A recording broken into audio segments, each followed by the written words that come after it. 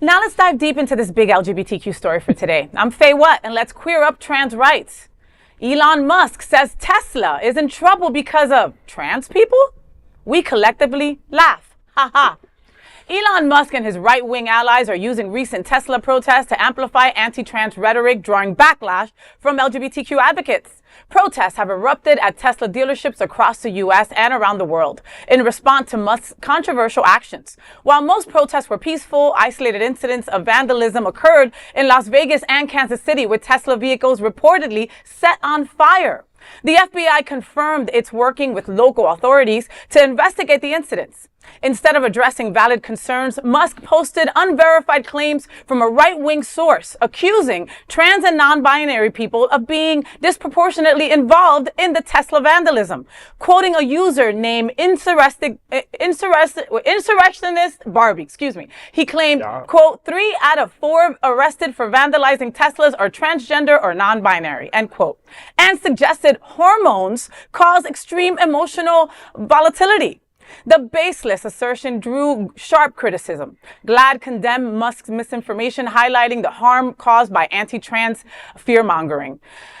Oh, Lord, let me take a breath with this, okay? Elon Musk, you are an idiot, okay? Let's start with that, all right? Tesla's in trouble because of less than 1.6% of our population. Are you freaking kidding me? Like, that is ridiculous. It has nothing to do with the fact that you were not voted into office, but yet you're making decisions for the American people. Maybe that's a reason why people are vandalizing your vehicles, and your stock has gone down so bad. I mean, I've got friends who had to get rid of their Teslas, right? And I say had very loosely, okay? Because as gay people, you should not be having a Tesla. If you're gay and you're out there and you have a Tesla and you're being vandalized, get rid of the Tesla. Get rid of the Tesla. It's not that easy. Well, okay. I have a Tesla. Oh, well then. Okay. Okay, well then get rid of the Tesla. It's not that easy. And this is what I'm going to say. As a person who owns businesses as well, I don't agree with Musk. I don't agree with anything he says. I don't agree with his policies. I don't agree with how he's handling things.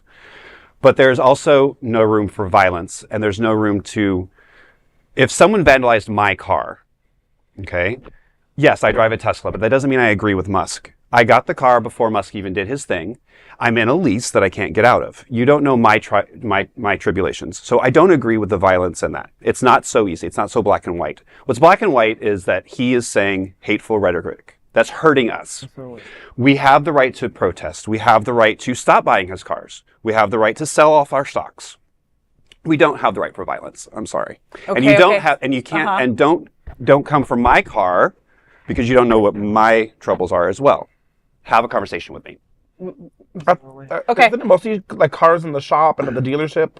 I don't know. I haven't seen many stories where like they're actually personalized. There are people have had their cars personalized. Listen, people have been. Yes. There's videos of it. You know, the Teslas have that side video. So it really it can take a video of anybody walking by the Tesla. Correct. So there's tons of videos of it, okay? The reality is that you don't know what the person went through, right? And there's actually stickers now to help people so their cars don't get vandalized, right? It's true. There's a sticker that you put in the back of your car that says, I bought this before Elon went crazy. Agreed.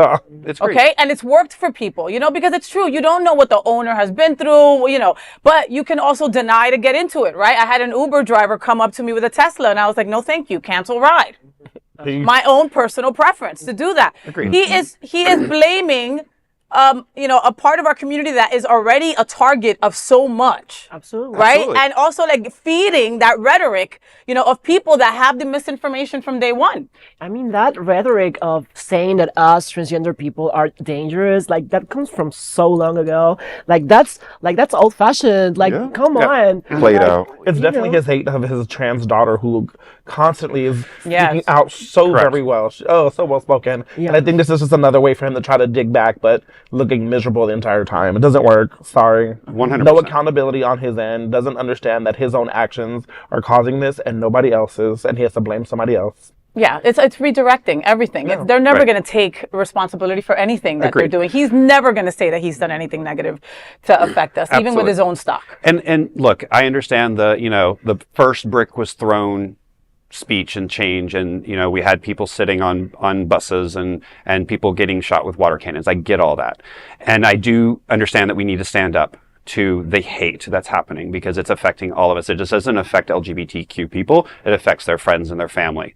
But we need to do it in a smart way. And I don't have the answer, but I do think that before you raise up that spray paint can or that brick or whatever, at least think first and exhaust all other options. Oh my God, yeah. But I honestly think that our people think further than that. They're just to go and vandalize a place. I mean, the story was about Elon blaming trans people for. I understand that, but it does talk about the vandalism. Yeah. And unfortunately, mainstream media does hook onto certain things. And so I think as us as a community, and a community meaning your friends, your family and everything, I think you need to sit down and have those conversations with them.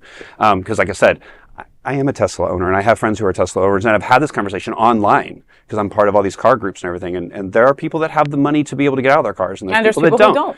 Same with Uber drivers. I had this conversation with somebody recently. They're like, well, I'm going to deny it. I'm like, that's great, but that's not hurting Elon. That's hurting the person driving. 100%. So you have to think about that person who's now driving Uber because he can't get a job, or that's the only job that they can get. So now you just canceled their thing.